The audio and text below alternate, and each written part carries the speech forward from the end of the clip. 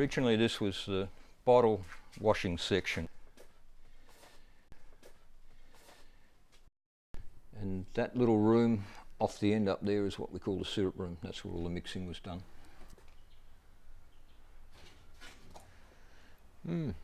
Okay.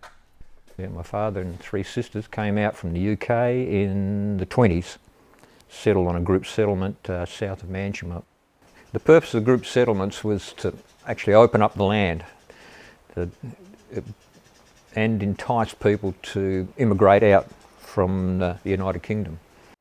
And my grandfather, he actually died of pneumonia because of the atrocious conditions he had to actually work in. Within 2 weeks, my grandmother, my father and three sisters were told to actually leave the farm. They weren't allowed to stay there because the male income worker or earner had ceased to exist. So hard times. I think that's when my father actually stepped up, even though he was extremely young, and became the male bearer of that family unit. My father was still at school then. He left school and he started working for different tradespeople in the town. Then he sussed out that if he joined the army, it would be a regular income, so he actually enlisted before the war. Yeah, he served quite a few years up in Darwin, and so he's actually a returned serviceman because that was classed as a theatre of war.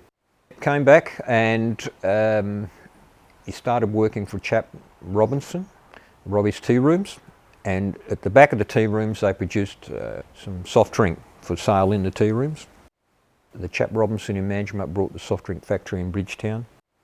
My father came through here to manage it. He brought half of it in the 60s, and then later on he brought the other half. I done third year high school, bugger school, sick of it.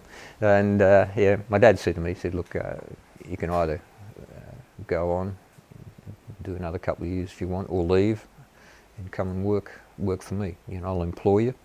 Left school, had 3 days off and started work.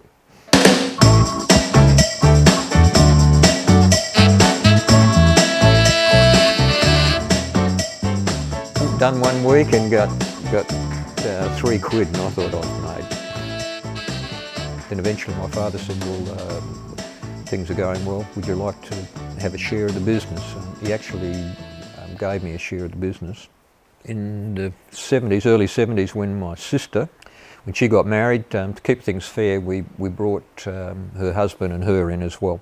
This is a single operator soft drink making machine, which was in the soft drink factory here in Bridgetown when my father was operating it.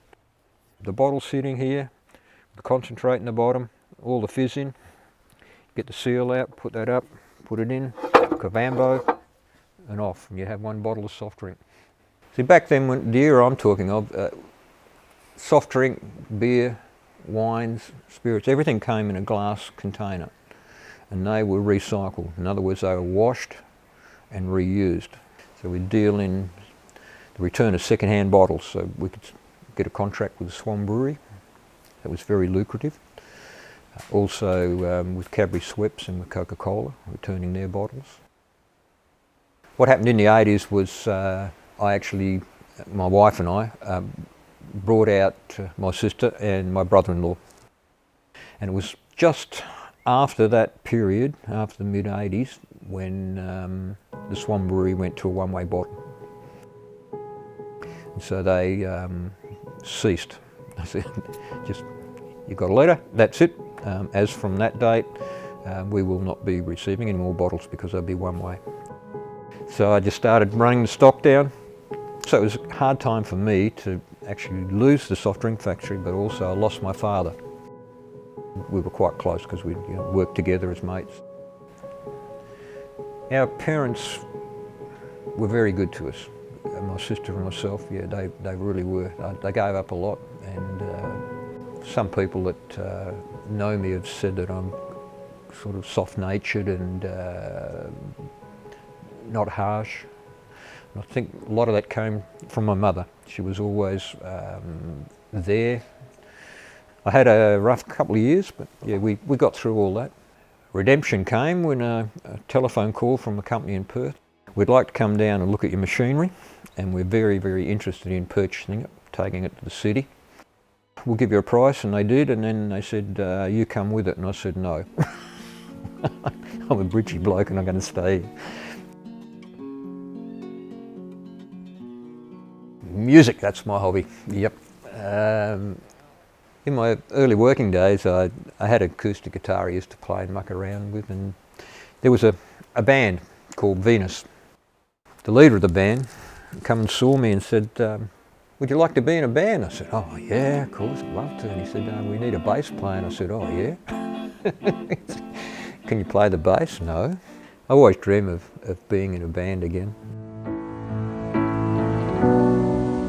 Quite as often as I could have. I get called Willie and Willie Nelson all the time. I've been on that many cruise ships and I've been sitting at a bar and someone will come up and say, "G'day Willie." God, I can't believe you just look like... I play on it as well. You know, if I'm at someone's place and maybe it's a little get together and we have a few drinks, and when we leave I said, well, Willie's left the building. I love Bridgetown, yeah, beautiful place. I love the town, absolutely adore the people, have no intention of leaving. Carry me out in a box, yeah, I love the place. 2 children, fabulous lovely daughter and a great son, and a splendid wife, and I've loved every moment of that. You know. If you reckon that's the one, grab them and keep them. And that's what I've done. And Eric has been absolutely blessing in my life. Completely.